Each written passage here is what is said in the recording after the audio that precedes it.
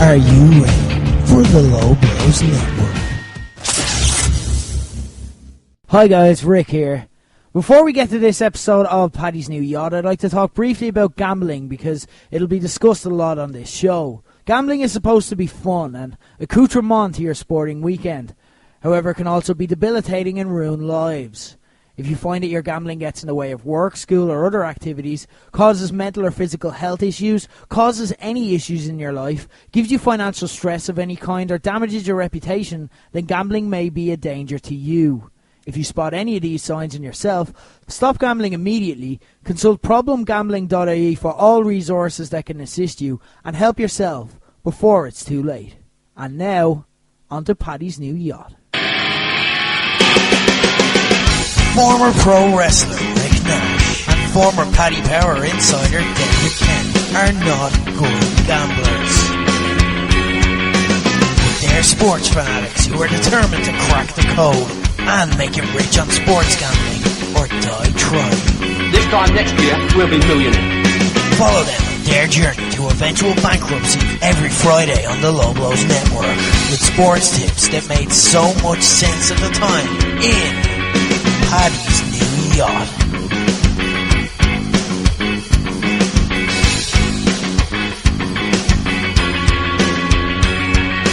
We have covered Paris Saint-Germain's recent struggles on Pattis New Yacht over the past few weeks. If you haven't been listening, if you tune out after we talk about the Premier League, basically it's this simple, okay? They needed to beat Strasbourg to win Ligue 1. After going undefeated for much of the season, all they needed to do was beat Strasbourg. Not a particularly good team. They drew 2-2. But then it worked out, they had such an impressive lead that all they had to do was face Lille, second place Lille, and all they had to do was get a draw. That was it. Just get a draw against Lille. 1 point is enough to win the league. They lost 5-1. Next up, in the midweek fixture after that, they had to play Nantes. This is like a team in the bottom half of the table. Should be relatively easy. Again, all they have to do is get a draw. 1 point is enough. They lost 3-2. Paris Saint-Germain are the Ligue 1 champions now. However, they're not Ligue 1 champions off the back of anything they've actually done. They're the Ligue 1 champions based off what their nearest rivals couldn't do. Because on Sunday, Lille ended up drawing 0-0 with Toulouse being held, and that was enough to get PSG over the line when they couldn't themselves. PSG then went out and won that night against Monaco, who were in pretty good form. So when the monkey was off their back, they could win. But as we get kicked off here on another edition of Pattis New Yacht, Rick Nash and the Daily Star and Buzz.e's David Kent in as always. Kento, what is the biggest case of a side limping over the line in sport that you can remember?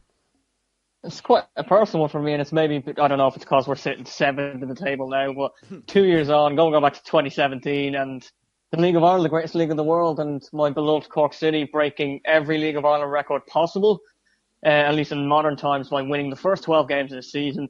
Went into a little bit of a slump then. We drew with Galway in game 13. Won the next 9 in a row after that. This is when Sean Maguire was tearing the league to absolute shreds. Him and our left back Kevin O'Connor, they're unbelievable form. Obviously, we were unbeaten halfway through the season. They moved to Preston in the summer around July time after the European games. The winning run kept going. City finally lost a game in August. Keep in mind, League Varsity starts in February, so there was at one point legitimate talks of we could actually see an invincible season here. What followed then was that they lost 4 of the next 6. Now, the thing is, because we had won 21 of the first 22 games, there was always going to be that gap. So we were able to lose 4 of the next 6. Eventually got over the line with 4 games to go after back-to-back and 0-0 draws. It was one of those weekends where RTE kept televising us, right, we want to get the moment, and they just kept drawing. So we needed 6 points. And it was Derry away, right, we'll go there, 0-0, right, Bows at home, right, we'll go there, 0-0. And it was eventually they got a sort of 0-0 draw, Turner's Cross, which naturally did the job. And we won the double without Maguire as well, so, but it was just it was going from that high of, Jesus, lads, we could get an unbeaten season here to, we're actually flatlining. And kind of maybe it's dripped into the last couple of years as well, last season and maybe this season as well, so. Good times back then. It seems like you just want to talk about. Remember Cork were good. Remember we won things. It seems like you just want to watch we won the double this against the greatest team in League of Ireland history. No, of course you don't. Also, as well, like it seems like trolling on their part, like just as a way to get RTE to televise games. Which, like, if they're taking one for the team for the League of Ireland, where they're just like, no, we're going to draw this one, so you have to televise us next week. We're getting that TV money.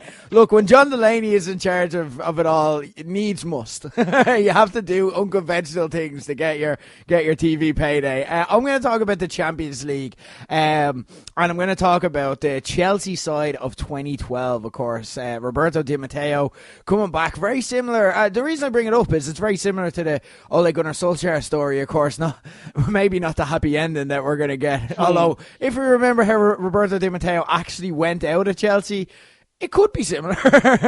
Them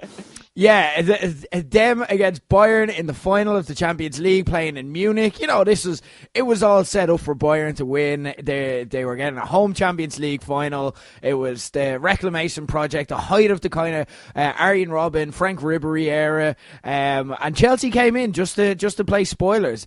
And like, it's a great story where Chelsea went into Munich and emerged victorious and took it to Bayern as the severe underdogs under a caretaker manager who'd been a club hero back in the day.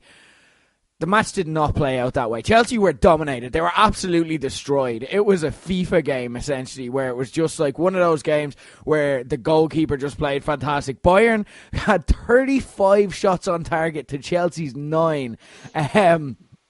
Chelsea needed a late Drogba equaliser to actually stay in the game. Then it went to extra time. Arjen Robben missed a penalty and Chelsea ended up winning on penalties, of course. Everyone will remember that part. But what we won't remember is that Chelsea were fucking awful in that game. It's just a cool story. And Bayern just couldn't get the ball in the back of the net. So I don't know if it's a great Champions League story. Although, like, if you're talking about this, and this is an awkward subject, even for myself, because my own Man United are included twice here.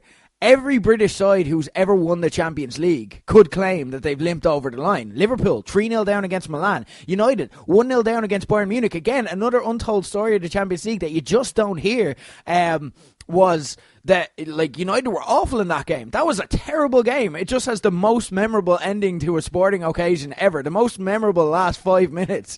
But United were awful in that game. Again, Bayern just bottling it at the death. And even the Champions League final, where there was two English sides, an English side had to win. They drew. Yeah. It went to penalties. Like, so every British side who's won the Champions League ever has limped over the line. It's just one of those things. Who knows? We may be seeing it again this year.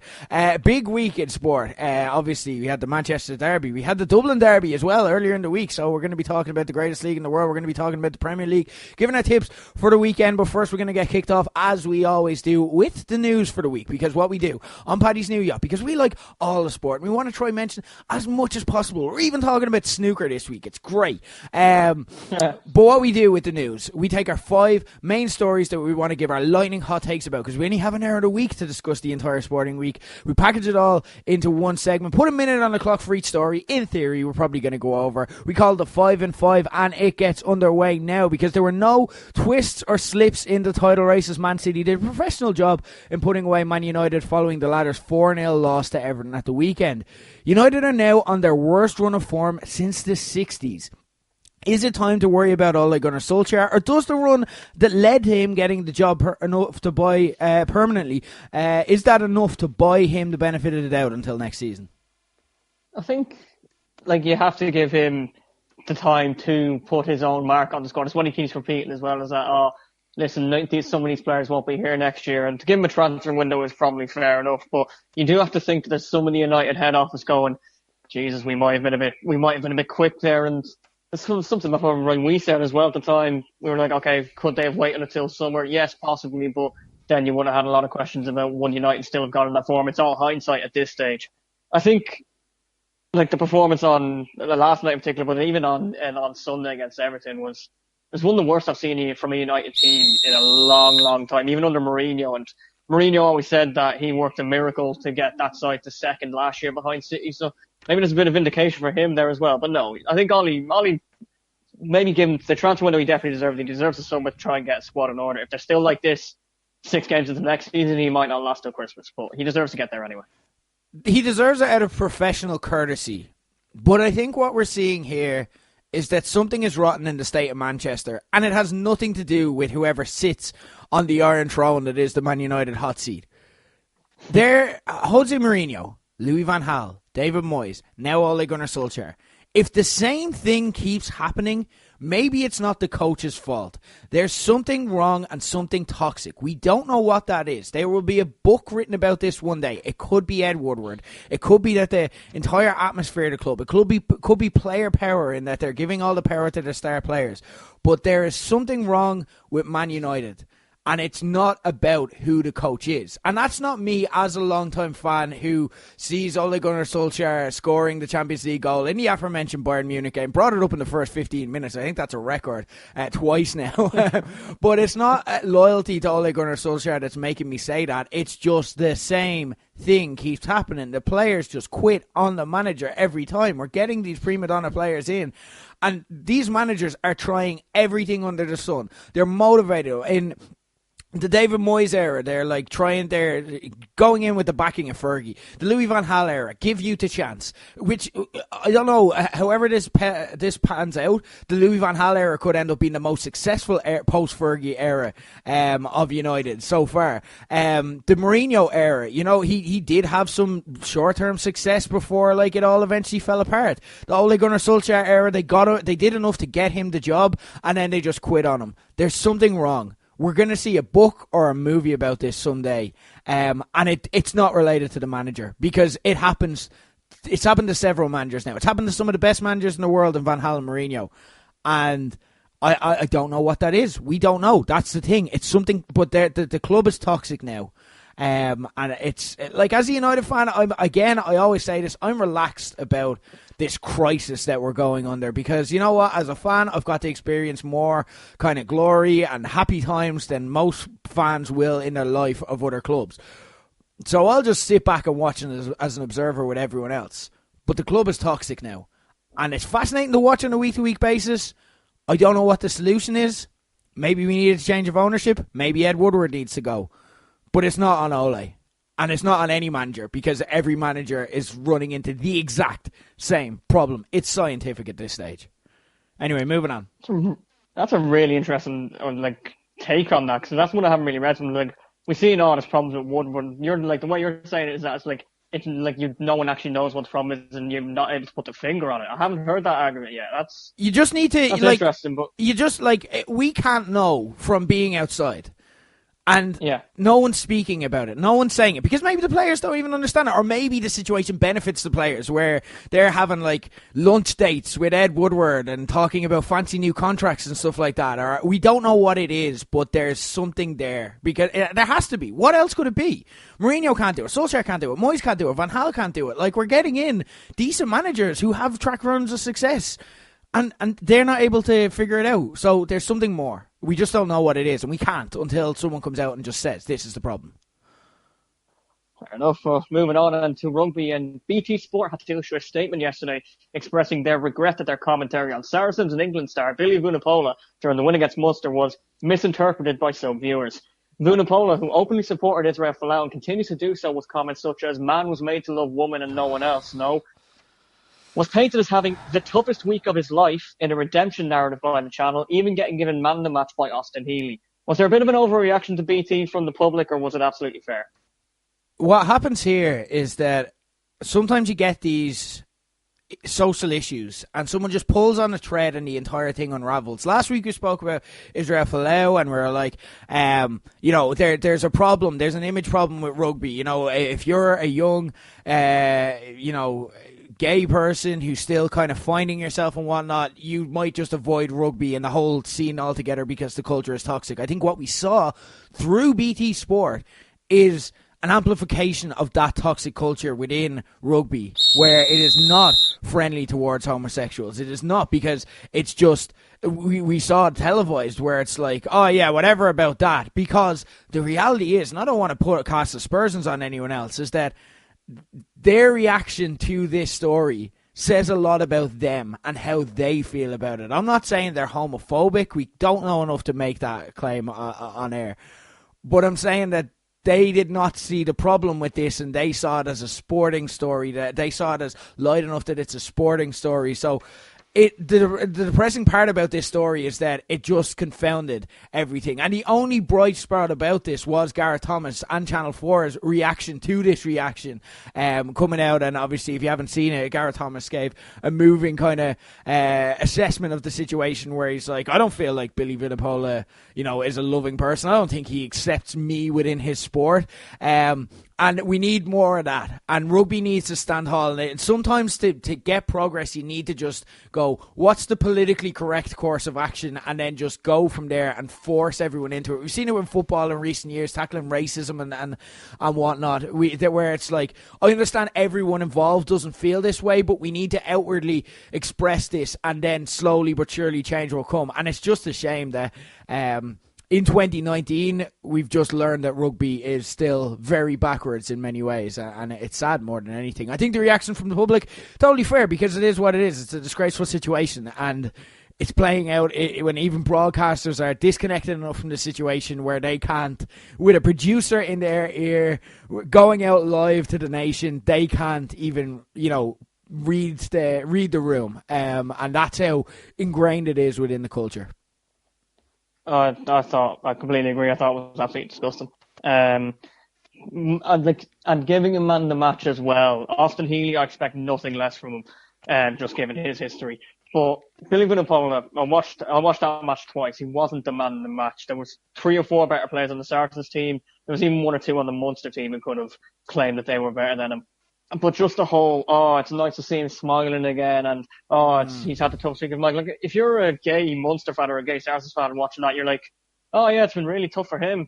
It's been really tough, this social media backlash for him, given his religious views and his beliefs that are corrupt, and just they really, really annoy me. And straight away, and then BT not even going, oh look, it was misinterpreted. The comments were misinterpreted. Like, I don't know how you're able to misinterpret that. I don't know how you're able to paint that as misinterpretation by fans, because Billy Vunipola is quite plain in his views. And if you're going, well, it's a tough week for him. Well, what? Was he injured? Did he have an accident somewhere? No, it's because he was saying these views that you're saying it was a tough week. It's because of a reaction to his views. So that's not misinterpretation. That's you just being fucking idiots. And it really, really disappointed me. And again, Gareth Thomas absolutely nailed it from Channel 4's point of view as well.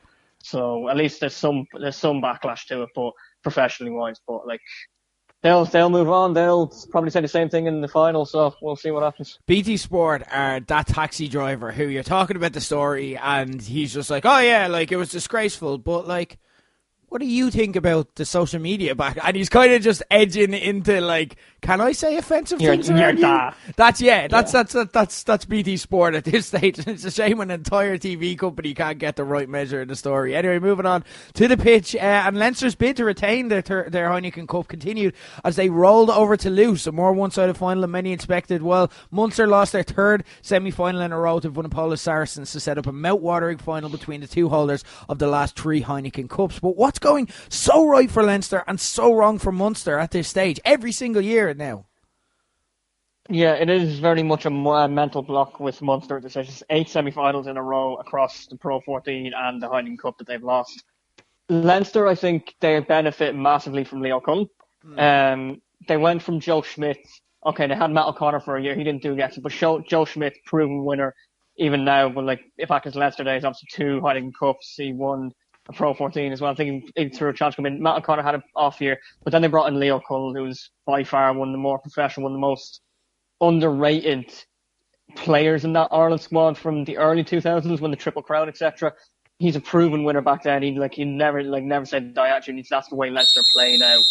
He's surrounded himself with winning coaches. Munster, they were trying to do that, and the untimely death of Axel Foley when he was there, I think they could have had something there. They've also had Erasmus and Johan van Graan now, but it just seems that I don't know if it's it is just the players as well. They must be sick of it at this stage as well, because it's always the same problem. They were just unlucky in the luck of the draw this year, in my view. Saracens, if they come up against that Toulouse side, probably would have beaten it. We could have an All-Ireland final on our hands. But I think they could do worse than to try and get some of these older Munster players who are coaching around back in on the back boom. Paul O'Connell's back in Ireland. Ronan O'Gara's looking to come back as well. He's had a successful stint in New Zealand with the Crusaders. So there is that experience there, and maybe just to get this voice, because Cullen would have been in that Leicester side as well, in the Ireland side. He would have been able to have this experience with Leinster, and Leinster born and bred. Erasmus and Van Gran now, they didn't really have that, whereas you look at Foley before them, O'Gara, O'Connell, they would have been able to call on these experiences with Munster and go, right, here's how you do it, here's how you fight. I'm not questioning the doubt and the fight of Munster now, but they just can't seem to get over the semis. Yeah, it's just a hex at this stage. So I put it up on the Pattis New Yacht Twitter. It's like it's Munster for Heino. It's their Mayo for Sam. Essentially, like it's just a hex at this stage. There's nothing more to it. Guys, by the way, just a quick shout out. If you're looking for something to do for the Heineken Cup final, and it's going to be a great match regardless, and heated now with the Vunipola story as well. That's just added to it. If you're looking for something to do, our mate Neil Keegan at the Couch podcast, who comes on to talk rugby every now and then, is hosting. He's hosting a session for it, essentially, in the Sandymount Hotel. He's promising beer, barbecue, rugby and banter, so we will post up details about that on the Pattis New Yacht Twitter. Anyway, moving on. There we go. We're going to go to the NBA, and we've had buzzer beaters and a couple of clean sweeps, but who's in the best shape as the NBA playoffs first round wraps up this week? We don't know, and that's why it's so great, because you have, in the East, you have the Milwaukee Bucks against the Boston Celtics. There's a lot of parity as well in the second round. The conference semi-finals we've set up. You've got both the Bucks and the Celtics both won 4-0. They both swept their series against the Pistons and the Pacers, respectively. We don't know who's in the best shape, but what we are seeing is that what I predicted in our NBA playoffs preview, that the Boston Celtics would be able to tap into some of the experience, and regardless of a disappointing regular season, and come out strong as they did last year, even with major injuries that they don't have this season apart from Marcus Smart, and they're taking on the new one seeds, the new alpha dogs, now that LeBron isn't in the East, the Milwaukee Bucks. So we haven't seen any weakness from the Bucks, and the Celtics are the tried and tested competitors. So it's a case of Giannis being put to the test, the MVP, the best player in the league, and the master of the East, while LeBron is gone, is being put to the test against the tried and true method. It's a great semi-final matchup, and it could go 7. In the other East semi-final, we have the Toronto Raptors against the Philadelphia 76ers. Both sides lost their first game against the Orlando Magic and the Brooklyn Nets on the opening night. The first two games of the NBA playoffs, both came back to sweep the series from there. Both won 4-1. That gets kicked off on Saturday night. Really evenly matched game. Again, the big storyline there is which of these two sides are going to come to prominence. One of them has to go through now. One of them has to get to the Eastern semi-finals, and this could be the winner could come easily from this, because again, you have two perhaps slightly flawed teams with question marks in the Celtics and the Bucks, so we don't know who. It's really even in the East, and it's great. It's exactly what we wanted when LeBron left the East. We don't know. It's 4 teams you could easily win. In the West, we thought last night we were going to get the Houston Rockets against the Golden State Warriors confirmed.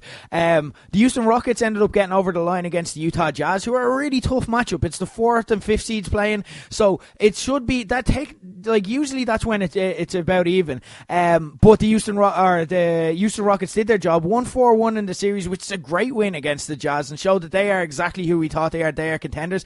The Golden State Warriors, coming into this looking to be 3-time champs, lost for the second time on home court against the LA Clippers.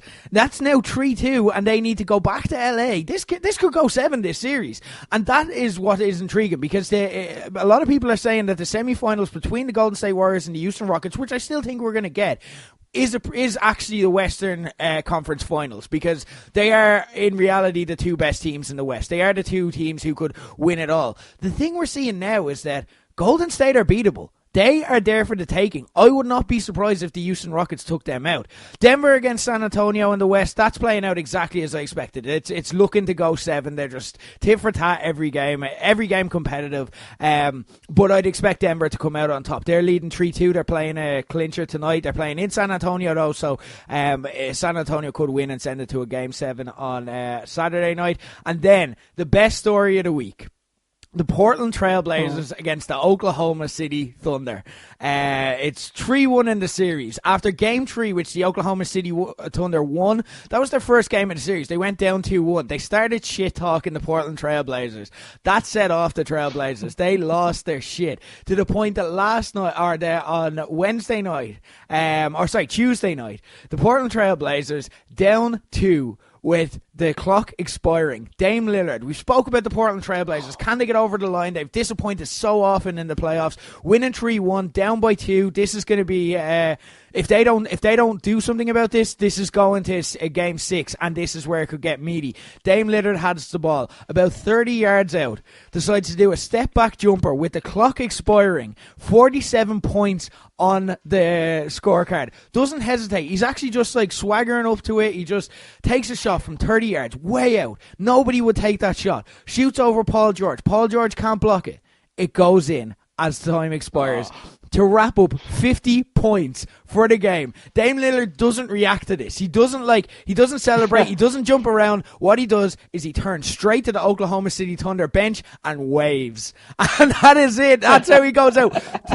3-point winner to get the game, buzzer beater, win the series 4-1, get to the conference semi-finals after all the problems the Trailblazers have had. And now they could be facing a side that are going to 7 games. Like if Denver or San Antonio go 7 games, Portland have like a few days rest now, where they could be the favourites for this, and they could get to the conference finals against whoever survives from the Rockets against Golden State Warriors. We are getting a great NBA playoffs, and if you aren't following, guys, you're missing out. Football season is going to be over in a couple of weeks, and the NBA playoffs are what you need to keep an eye on. It is absolutely fascinating stuff, guys. I'm loving every night we seem to get a story. We got that on Tuesday, then last night the Clippers went out and beat Golden State in Golden State for the second time running. It is absolutely insane, and Golden State are now vulnerable, so we don't know who's going to win this. If we got, say, a Houston against Milwaukee final series, the NBA TV executives would hate it because they're not big markets, but we wouldn't know who's going to win. That's what we're going to get.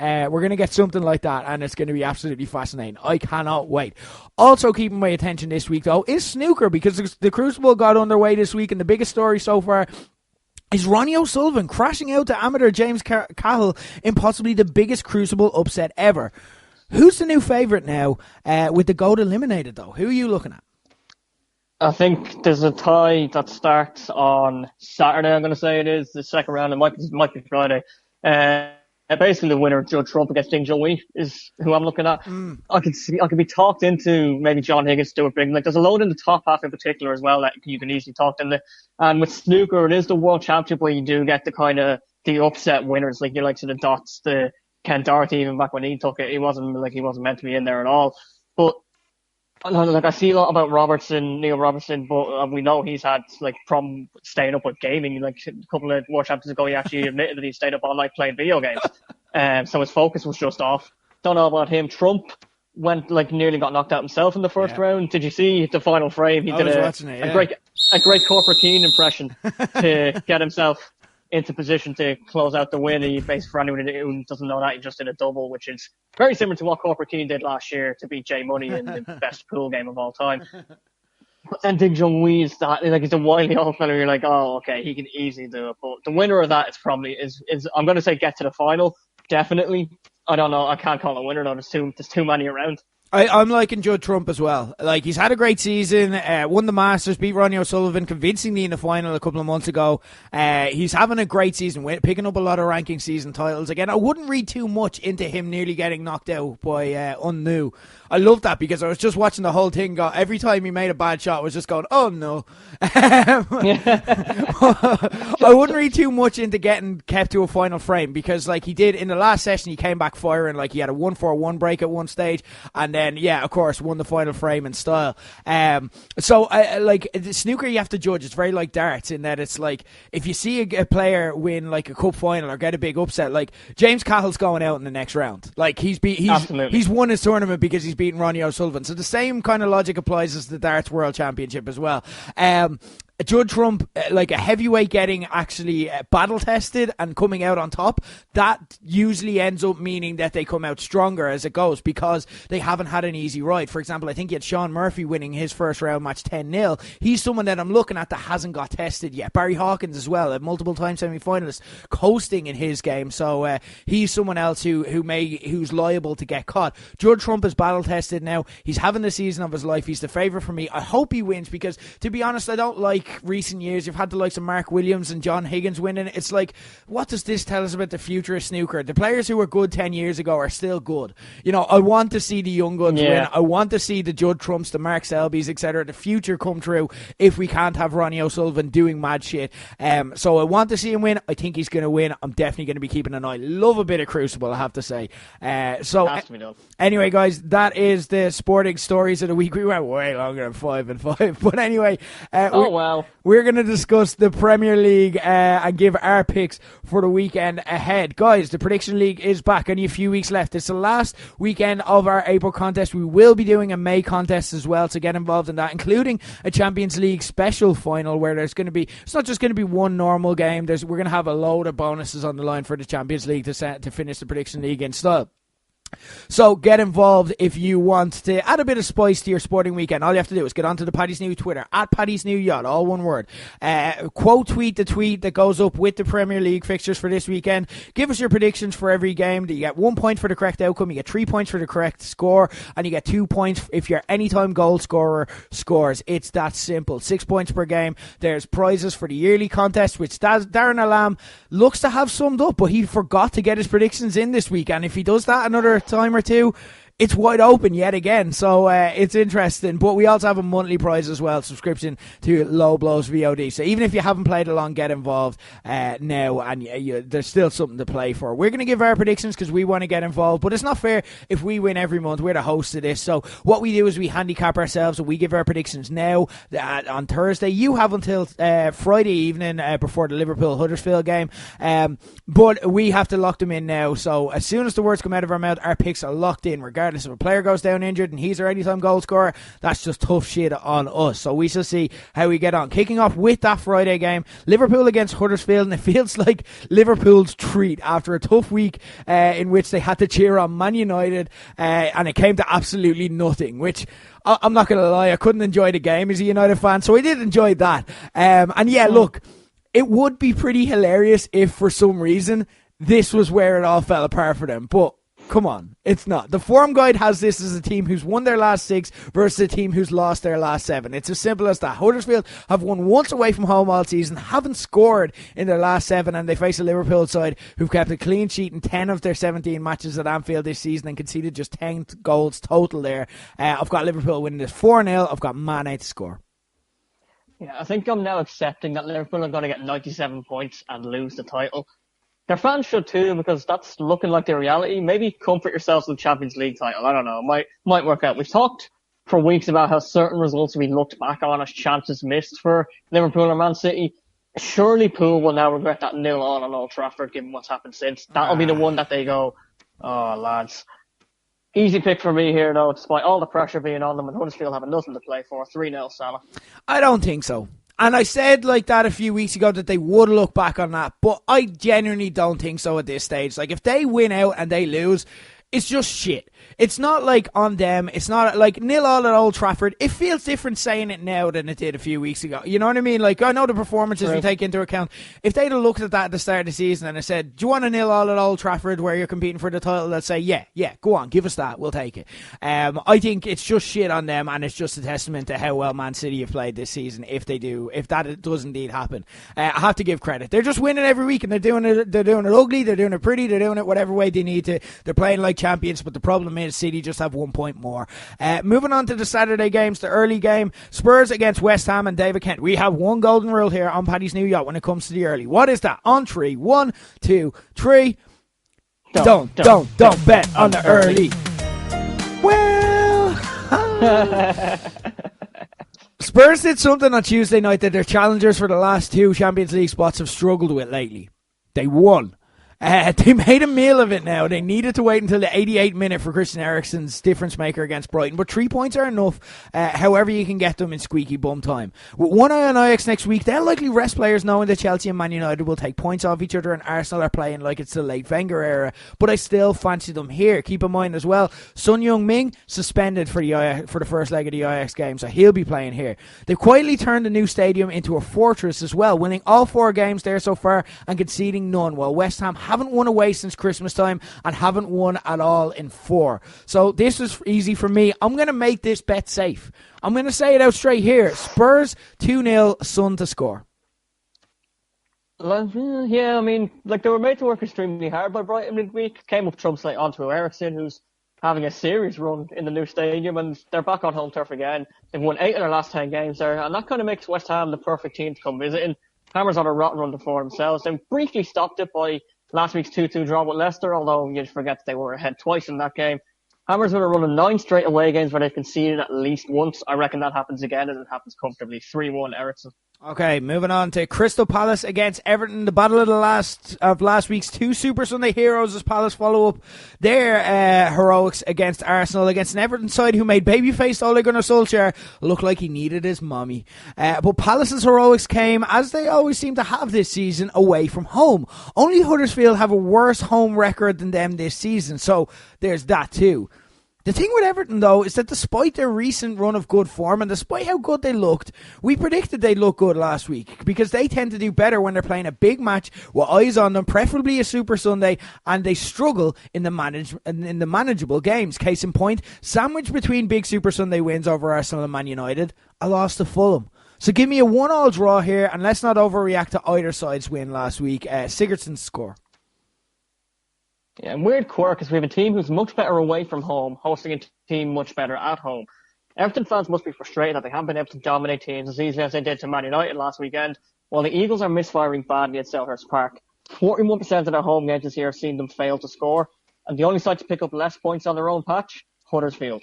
So give me Everton in a grueler for viewers and bookies. 2-0 Sigurdsson. Fulham against Cardiff. Fulham are rejuvenated following the aforementioned win to Everton. They backed it up with their first back-to-back this season by beating Bournemouth last week.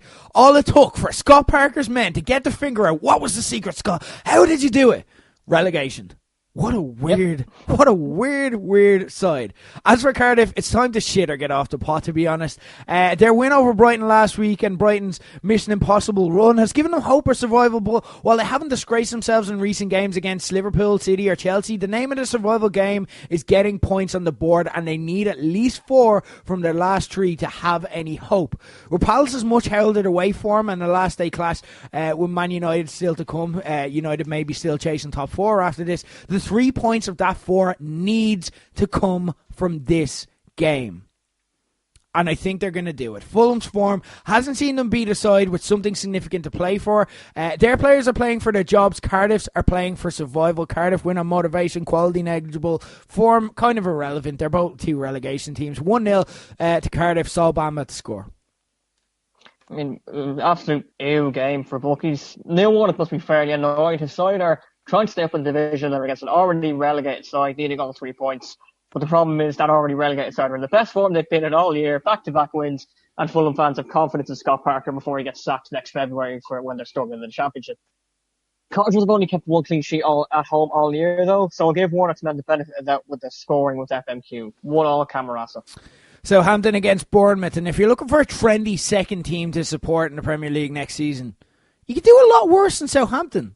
Ralph Hasenhüttl has turned them into not only a sturdy outfit who are difficult to beat, but an almost always entertaining watch. And in this game where they can officially seal their Premier League status, I expect that trend to continue. Bournemouth were my hipster pick at the start of the season, but their away form has seen all of that sheen wear off as questions need to be asked of Eddie Howe's suitability for the job next season. It feels like one of these situations where loyalty for past achievements could lead to a difficult season ahead. Think recent years Swansea or Brighton this season, who just seem to be bottoming out under managers who'd been given misplaced loyalty instead of being kind of ruthless and cutthroat. Southampton, I think, are going to confirm their Premier League football before planning on how to win and be in the mix for the best of the rest trophy next season. 3-1 with James Ward-Prowse to score. Rick, I don't mean to alarm you, but Shane Long is on fire. Just keep yourself calm there. Saints will secure safety with 3 points in the South Coast Derby, a fixture they've only lost once since 1987. Nice. The reversal back in October was a 0-0 draw in the Vitality, and while I won't predict that again, it's probably something both managers will take. Stupid Sexy's Eddie Howe's lads are safe, and one more point to realistically do Southampton bar in a Cardiff miracle, but I've got them winning 2-1 with Shane Long to continue his hot streak. Watford against Wolves, last 3 p.m. game, a rematch of their FA Cup semi-final a few weeks ago, a 7th meets 8th in the aforementioned best of the rest mini league. Wolves did what Wolves do during the week. They beat a top 6 side while flattering to deceive in literally every other match. Seriously. If this was Game of Thrones, we'd say the foreshadowing ahead of their last day clash with Liverpool was too obvious. It's like, no, they can't do it because they've made it so obvious they're going to do something.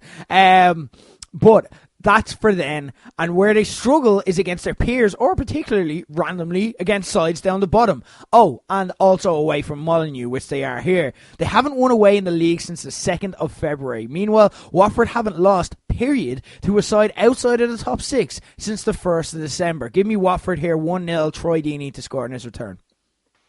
Yeah, repeating the FA Cup semi-final, but with far less important stakes. Wolves did what they do best midweek, and that's take points from a big 6 side, which makes up for the fact they dropped more against the bottom 6 side in Brighton last weekend. But fun fact from that game, the first team in over 6,000 Premier League matches not to concede a foul. Really? It's a weird, it's a random one that Yeah. it just popped up on my feed, and I was like, you know what, that is an excellent stat. It's completely irrelevant to nearly every other thing, but it's a nice stat. Watford have seriously got to stop giving up goals to clearances being blocked. First they did it against Arsenal with Ben Foster, and then Craig Cathcart did it midweek to allow Shane Long to break a Premier League record. 2 even teams, I can be talking down your results. Those stats maybe make me re-predict my one that I'm going to go for, but let's go 2-1 Wolves and Matt Doherty to score. You've lost a lot of points on Wolves. Like, Dave, I'm not going to lie. Oh, yeah, I know. It hasn't been a great year for you in a prediction league. I think of the people still active in it, I think you're bottom of the people that are still playing in it. And I think your loyalty to Wolves is doing you wrong here.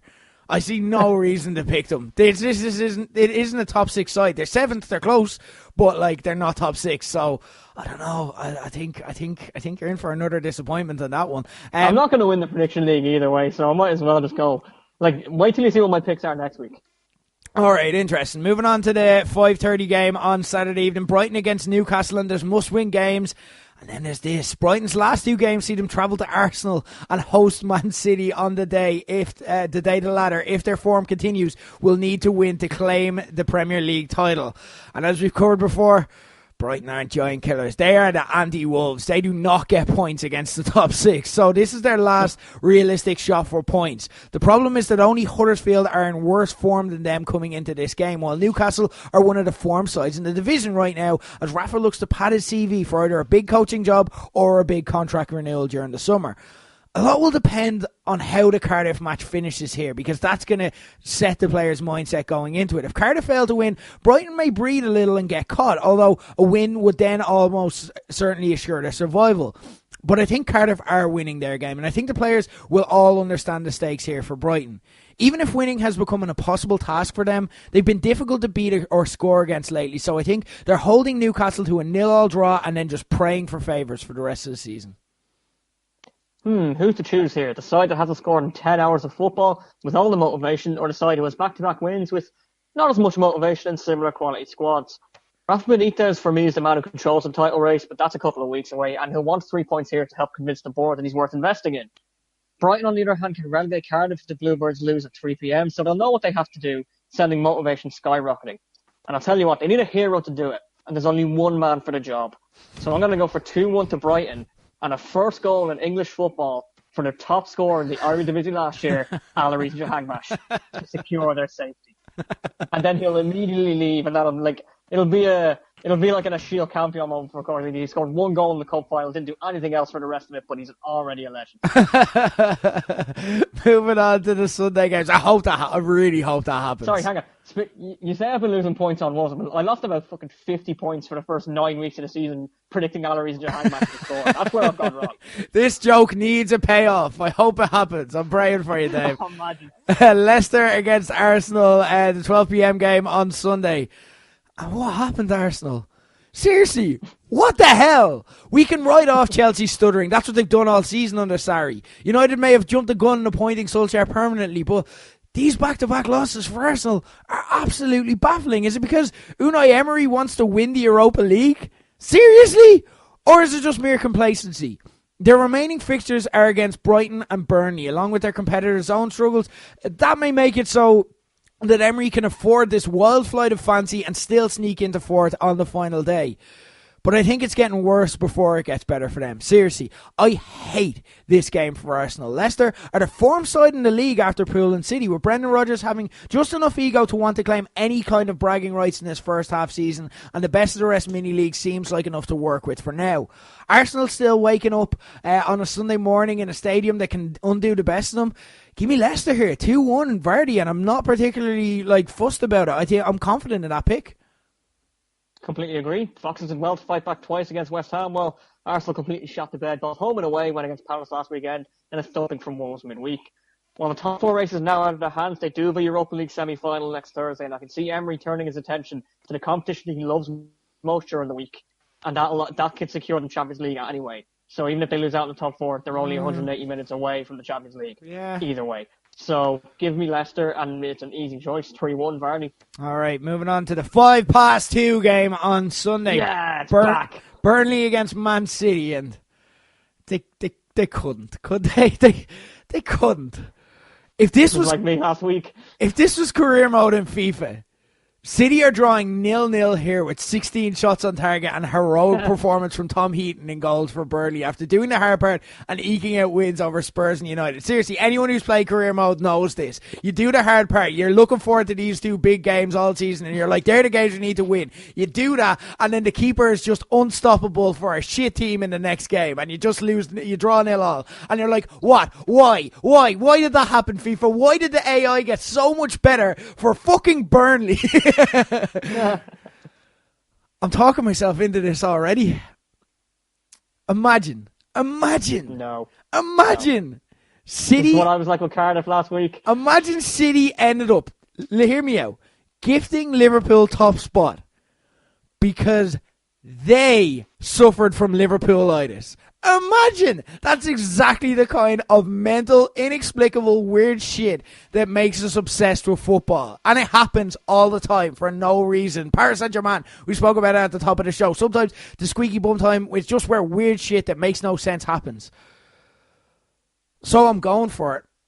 No, I'm only messing. No, kid, I joke. City won the reverse fixture 5-0. Are you mental? They're winning 3-0 with Aguero to score. Yeah. Usually I'd be uneasy about this call, but two things swing on my mind here. One, it's Man City. Two, Burnley had cup final celebrations after that excellent draw at Stamford Bridge secured safety for Sean Dyche. Now, you could argue that the pressure's off and they'll be in party mode this weekend. And even though they won, City were lackluster against United. Here's the thing. They were lackluster in the last 9, or they were lackluster on Wednesday and still won 2-0. Then you look at the previous 10 games in a row that they've won, and you realise they were lackluster in a couple of them, and they still won. Burnley have scored 2 or more in the last 4 games, while City have got 2 or more in the last 3 away games. So I'm going for a repeat of the Burnley score against the other title challengers, Liverpool, and go for a 4-2 City win with Aguero scoring. Okay, why not? Like I said, I'm not going to win the league, so I might as well have a bit of fun. The only thing with it is the City don't concede much. They are sturdy at the back. Like they love professional tactical foul. And especially against someone like Burnley as well, who are real in your face. Like the other night it was passing around with United and they looked a bit shaky. But Vincent Kompany's going to love going up against someone like Chris Wood. Yeah, it'll just be bullying. This is it. Last game of the week, main event, Man United against Chelsea, the 4:30 kickoff on Sunday. And at this stage, the race for fourth spot is more like the Hunger Games in that it's about which wounded animal will survive by May 12th. It's miraculous that United still have a prayer, to be honest. The only sides in worse form than them in the division at this stage are West Ham, Brighton and Huddersfield. That is pathetic. And yet if Arsenal lose, win here and United are tied for fourth with a handy run in against the two sides who are already relegated. Chelsea are another side, like Arsenal, who are letting the Europa League dalliance distract from what should be the priority, and they haven't won in the league since beating Brighton and West Ham at the start of this month. I think Ole is going to have his side motivated to play, not only for pride, but for their jersey next season. When even David De Gea is reportedly unsure of sticking around, everyone is up for the chop at this stage. So that should be enough to get a 1-1 home draw here and go into the easy run in within touching distance. Pogba to celebrate his baffling PFA Team of the Year inclusion with a goal here. I don't know, what the hell was that about? Pogba has nearly destroyed 2 managers with complacency. He had a bit of a decent run mid-season. What the hell? Yeah, look, but that was around voting time, wasn't it? So that run went, and it's for the other players. I mean, my biggest annoyance with the Team of the Year is that Matt Doherty somehow isn't in it. But so be it. Moving to this, 2 men under pressure with a chance to take each other out with a top 4 race. Well, maybe not in Ollie's case, but the Norwegian needs to start getting a side to put in performances. Not even result at this stage, just a good performance after shoddy displays against Everton, City, Wolves, and even West Ham when they won in the last month. Sarri isn't on the sideline for this one, I don't think, because he got sent off against Burnley. So we'll see Franco Zola dishing out instructions, perhaps a preview of what might come next season. I mean, it's possible. I don't know. These games are always tight, but I'm willing to ignore Chelsea's slip against Burnley and instead focus on the FMQ. Form still goes to the Blues, motivation's even, and quality is even, but quality of recent performances is not. So I'm going to go for 3-2 to Chelsea with Hazard. Go for a goal-filled Super Sunday. Yeah, it is. Yeah, this is exciting, man. 3-2, 4-2, and 3-1. Never the tends bookies to will be delighted if they come up. never tends to pan out for you. Also, right? Ever. And we're going to take those results. We're going to put them into one Premier League ACCA. I'm just going for a treble this week. I'm playing it kind of. In one sense, I'm being modest with the treble. On the other sense, I'm betting on the early. I'm playing with house money at this stage. We've long established it. And, like, at the end of the day, if you keep doing what you've always been doing, you get the results you've always been gotten. And, like, I won all my money and won the season this year. I'm in profit for the entire season, as I've said, every single week on Pattis New Yacht since I did it. So I'm like, but I haven't been winning on the Premier League. So if we do what you've always been doing, you get what you've always gotten. I'm betting on the early here for the crack. I'm betting Spurs to win to 0 based off those stats earlier on. So I've also got Cardiff and Southampton to win. €5 on that. Return 75, and I could see all 3 of those things easily happening, so it's a decent enough bet. That's where I'm putting my money this weekend. Dave, tell us what's going on in the Championship. It's been last week we came out, we're like, Leeds are back. They're not. Leeds. Why do you do this to your fans? Last weekend, Leeds had the opportunity to go 5 clear in second. All they had to do was beat Wigan, who were fighting relegation, and the worst team on the road in the league went to the best home side and went down to 10 men and came from behind to win 2-1. Wigan stunned Leeds, and then Brentford doubled down on them midweek, and Sheffield United won back-to-back games. So Leeds are stuck in the playoffs, and it's what people have been talking about all season. When will Bielsa ball catch up with them? And so cruel, but also incredibly entertaining. Yeah. 2 to play. Norwich top on 88 points. Sheffield United second on 85. Leeds third on 82 with an inferior goal difference. So it's out in their hands. The top 3 this week: Sheffield United at home to Ipswich on Saturday night. Norwich at home to Blackburn on Saturday night. They'll probably both win those games. Leeds are home to Aston Villa on Sunday, and Aston Villa have won 10 league games in a row to secure a playoff spot. So you've got them, you've got West Brom, and you've got 2 of either Frank Lampard's Derby, Tony Pulis' Middlesbrough, and Bristol City. And the way it's working out at the moment is if Derby do sneak in, you've got Bielsa against Lampard again. Nice. And you remember Spygate? Yes. Yeah. There's your narrative. You've got a tired, frustrated Leeds who have a historically atrocious playoff record. Like, you don't want that else part of that in the playoffs. So hopefully Derby can pull that in. Down the bottom, Rotherham look to be the final side to go down after they suffered a 3-1 reverse to Birmingham week, while Reading earned a draw away. Bristol City and Millwall took some points too. So there could be a late twist there, but it's all about looking for a playoff race now, because after Leeds' implosion, it's happened again. I know what I want to see. That'd be amazing. These playoffs look box office as well. Villa have peaked at the worst time. They need to lose the next couple of games to get their expectations down, because otherwise they're going to go into the playoffs as a form team, and that's never what happens. Right, interesting. I can't wait. I'm excited. I'm all in on this. I'm all in on the Championship this season. I'm also all in on the European football, although not really so much La Liga. There's not much to keep an eye on anymore. Getafe stunned Sevilla last week in the game we tipped you to watch. They won 3-0 just as things were looking bleak for their 4th-place finish, so they're back in 4th, but it doesn't get any easier for them. They face Real Madrid tonight while Sevilla hosts last-place Rayo Vallecano, so they may flip-flop again. The race for 4th is the only real intrigue left, as Barca will be playing Levante on Saturday to mathematically seal the league, while Atletico and Real are both safely nestled in the Champions League spots. The relegation race is tight, but the big guns involved have pulled away somewhat, with Celta Vigo rejuvenated since the return of Iago Aspas, have lost just one game since he came back, and that was a game he missed. So that's how Celta are, basically. And Villarreal have won back-to-back games. They're not safe yet. They're still within touching distance, and it can go wrong any week for them, but you'd imagine they'll be fine with their current form, so it's all about 4th in Spain. And in Serie A, quite similar but much more entertaining. There's a little more intrigue in the Champions League race, as last week saw 3rd and 4th place Inter and AC Milan held to a point by Parma and Roma respectively. That opened the door for Atalanta, who got a huge win against Napoli on Monday night. Another match we tipped you to keep an eye on. To draw level on points with Milan, and Torino, who beat Genoa to pull within 3 points. Torino can now directly knock off Milan on Sunday night, while Inter have to navigate past champions Juventus or face their 5-point advantage in 3rd being eaten into. The chasing pack of Atalanta and Roma in 5th and 6th have relatively soft challenges this week, with home ties to Cagliari and Udinese respectively, so this race is far from over. But the main event of the European season this year, apart from the Premier League, has been the Bundesliga. And last week in the Bundesliga, it was Bayern's turn to look nervous, as it took until the 75th minute for them to edge past 10-man Werder Bremen, while Dortmund held serve with an impressive 4-0 away win to Freiburg, who, like we said last week, could prove tricky when they want to be. So, still 1 point in it with 4 games to go. You would expect that to continue until next week, though, in truth, because both teams face teams who are looking to avoid the drops this week. Dortmund host Schalke, who are having an absolute disaster of a season and hovering just ahead of Stuttgart in the relegation playoff spot. Meanwhile, Bayern travel to 17th place in Nuremberg, who could be mathematically guaranteed to at least have to face a playoff to save their Bundesliga season. So, for me, this week in the Bundesliga is a rollover jackpot, and if it's not, someone's getting sacked, because they should both win. This is going right down to the final day, and I love it. So a great league in the Bundesliga, of course, but it is not one thing. It is not the greatest league in the world. So David Kent, fill us in on what's going on in League of Ireland. Big week, Dublin Derby.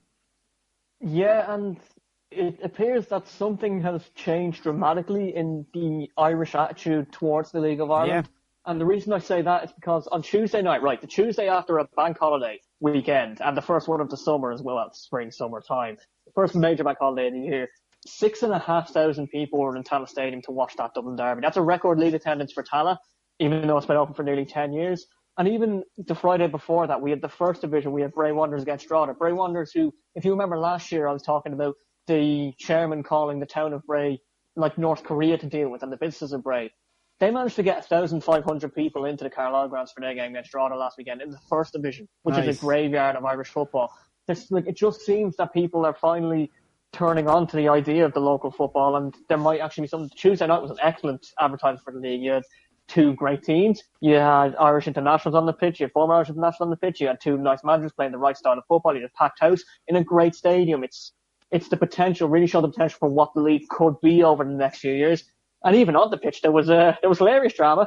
Rovers went down to 9 men. The ref sent off Trevor Clark early on for denying a goal scoring opportunity, pulling a match. Denny Corcoran was going through on goal. Rovers fans didn't complain about that. What they did complain about was the second sending off, which was for Lee Grace for a deliberate handball in the box, second yellow, and on the replays, it smacked him in the face. So the Rovers fans understandably went, what the fuck was that? Denny Corcoran stepped up, missed the penalty. It was saved by Alan Manus. He got the rebound. Manus got injured making the save, so Corcoran had to go and just tap it into the end of the net and just cue absolute anarchy on the sideline. Bows, Rovers have been dominating everyone, but Bows are their serious bogey team. This Dublin Derby is the biggest football Irish fixture, and someone made the point on Twitter afterwards that this should always be on a separate day to the rest of the league fixtures, and it should be on television all the time. If you're going to market the league, put the biggest game separated from the rest, and that's the reason why. Just that kind of stuff. in terms of other stuff that happened, there was VAR in Finn Park. Finn Harp's at it again. I mean, they passed them up there on Friday. They had a 1-0 lead away, and then they were awarded a controversial enough penalty. Ollie Horgan, our favourite, and Paul Hegarty protesting, but the referee stuck to his guns. Everything seemed fine. Mikey Drennan started his run up, but then the ref blew his whistle, stopped him, and put his hand up to the earpiece. And everyone in Finn Park, because he blew the whistle again and ran over to the halfway line. So everyone in Finn Park briefly went, he's checking that, is he? This is the League of Ireland. There is no VAR, but everyone, I can tell you, guarantee you had that thought in their head. Because he went over and talked to the fourth official. Eventually, he sent Paul Hegarty to the stand for protesting. Game restarted, and Drennan gave past the 2-0 win with the penalty. It's just bizarre. Side note, at the same time, Dundalk against UCD. They were 1-0. It was 1-1. They went 1-0 down to Yo-Yo Maddie, who is an my favourite name footballer in the League of Ireland this year. Like, who else calls their kid Yo-Yo? He has his ups and downs in form.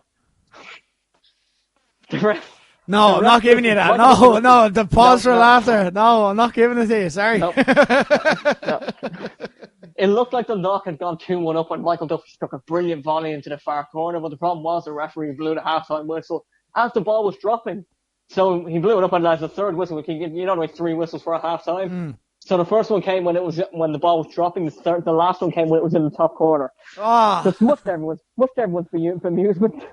Like, it was just like, it was like 11 seconds between the corner and the goal going into the top corner. So, you know, the Dundalk had right place. They eventually won 3-1. Have a look at Duffy's turn for the second goal, though. I hyped up Emmett Nugent as Messi to get clicks on my article last weekend. But Duffy's is legitimately like something Bergkamp would have done if he'd gone to UCD and played in the League of Ireland. Okay. It's 48 seconds into the clip on the Pattis New York Twitter. I tweeted it this morning. If you haven't seen it, go back and watch it. It is sensational. Excellent. This week... Go on. Sorry, no, go ahead. Yeah, no, this week highlight is in Oriel Park. It's another game on television. It's Air Sport. And it's Shamrock Rovers against Dundalk. Can they bounce back against the team who are looking? The champions are starting to click and are looking like the sign of champions. Rovers off form after that Bohs defeat. Like, they haven't beaten Bohs since May 2017. That is the bogey team. So they need to bounce back, but they're against the Dundalk side who are finally looking like champions and are starting to come into form at home on a bogey ground themselves that Rovers don't tend to too well against. I think they'll be happy with a draw if you take it off them. Imagine VAR in League of Ireland, instead of doing the TV symbol, they just do a phone symbol. Like, can someone give me their phone? Yeah. And they check the GIF on Twitter. Imagine they just check. Could someone check the greatest in the league of the world hashtag and see if that's up there so we can check it again?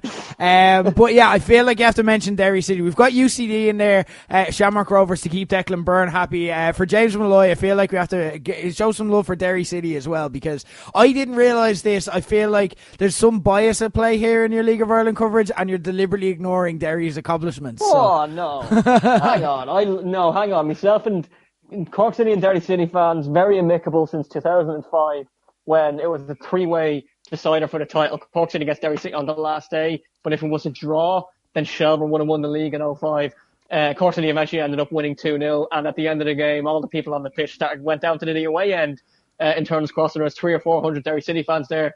And we all start singing "Fuck the Dubs." So great relationship between myself and Derry City. The reason I've really been talking about Derry City, I gave them their due a couple weeks ago against Shamrock Rovers. They weren't that impressive then, and then they drew last week in Waterford, so they kind of slipped down to 5th. They're hosting my team, Cork City, who they've got a decent record against, particularly in the Brandywell on Friday. I'd be surprised. I'd be absolutely stunned if there's any other result bar Derry City win there. But I'll talk about them next week if there isn't, and that'll suit James Malloy. the Pattis New Yacht derby right there. So there we go, guys. I'm delighted that it seems to be taking off as well. I wonder if that's any a reaction to the hatred for John Delaney, or people like. I think that's playing into it, because usually, like, we always have this little bump at the start of the year where the attendances for the first 4 or 5 weeks are good, and then they drop off when it comes to like the midweek games and Monday games. But like as I was saying, Monday night in the First Division, 1,500 for Bray. And like they've done the right thing, Cabantini. I think it's again a case of it's far more open. Even in like Premier Division, obviously you got the Dublin clubs. It's not Cork and Dundalk yet. But even in the First Division, over the last few years, we've had 1 or 2 teams kind of pull away. Last year was UCD and Finn Harps. Year before was Limerick. Year before was Waterford. Now you've got Longford, Cabantini, Bray, Drogheda, and Shelbourne. All the top 5 are separated by about 4 points. So it is that early season just competition, and like maybe like it's a brilliant side. The league is peaking at the right time when the headlines are corresponding from outside of the league, and, so it's good and to when, see. And when the Premier League is finishing as well, so you're like, oh, what am I going to do with my football? Oh Jesus, look at the League of Ireland. Yeah. Like usually, like it's like nothing.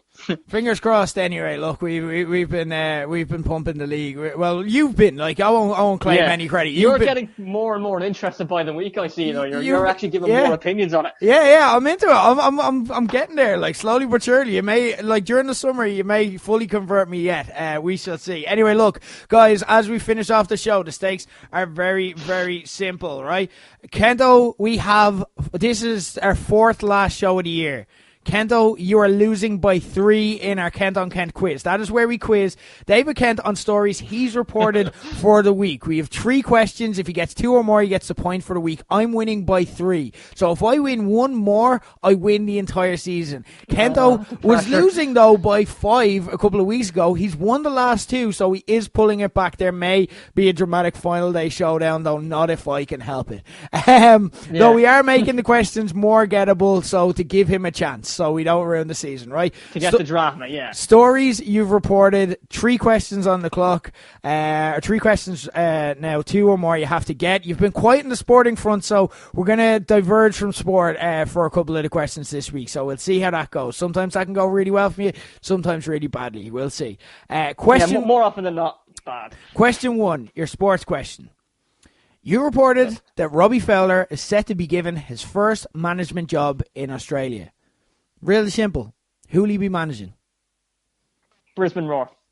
Very confident. Right in there. You see him? Absolutely. Because he played for Perth Glory, and I was the only other one that could have been. But he was announced 2 or 3 days ago. It went in the paper anyway. That's when I'm confident. It's when I know that I put that story in the paper itself. Right. Because if it's on Buzz, I do a lot of Buzz stories. But when it's in the paper, I have to know what I'm putting in where. So I'm like, right, 100% Brisbane Roar. Okay, excellent. Question 2. You reported, this is the non-sports questions, but there's a team here. Okay. Is there another sports question after? No, there's 2 non-sports questions. But there's a theme. You also reported that Ghost returned to Game of Thrones the other night, which we covered on Game of Low Blows this week. When was the last time we saw Ghost on the show before that? Do I need an episode title? No, you don't need an episode title or number. Just when was the last time? Just anecdotally. It was when Jon Snow woke up from his death. Start season 6. Okay. Question 3. While we're talking... Sorry, the episode after, it's like that instant, like that kind of timing. I don't know when. Okay. It was that I'll accept that as an answer if you want to. I will accept that. Like, I'm not looking for mad specifics. I'm not getting super strict here. It's when you're really close. It's when you're like 1 off, I'm going to start getting super strict. It's when it's an actual threat. Last question. While we're talking about direwolves, name all of the Stark direwolves. Summer, Shaggy Dog, Lady, Nymeria, Ghost, Grey Wind. Boom! Jesus Christ. Okay, Kendo, you had a clean sweep last week. 3 out of 3. You're coming back. And I know I've got 2 here. All right, you need 2 or more. You reported that Robbie Fowler is set to be given his first management job in Australia, and he will be managing the Brisbane Roar. You reported that Ghost returned to Game of Thrones the other night. The last time we saw him, Kento, it was when John was resurrected. You've won the week. There you go. You're down to the score is now you're 2 separate. The question is though, can you complete a clean sweep? I don't even care. I'm pretty sure I've got that right, but I don't care. The Stark Direwolves. I'm so happy. Ghost, Nymeria, Summer, Greywind, Shaggy Dog, Lady. 3 out of 3, Kento. Back in the game. As we reach season's end. I'm like Fulham. Back-to-back wins. Yeah, this is it. It's not gonna be worth it in the end. Just doesn't seem like you were relegated, you start winning. This is unbelievable stuff from Kento. Congratulations. So there we go. The greatest comeback. 3 episodes left, 2 in it, guys. It's that simple. We don't need to explain anymore. So we shall see as we go on. Though the questions they're going to start getting harder. Yeah. You can bet your ass on it. Anyway, guys, enjoy the sporting weekend, and we'll be back to wrap it all up next week. But until then, for David Kent, I've been Rick Nash, and this has been Paddy's New Yacht.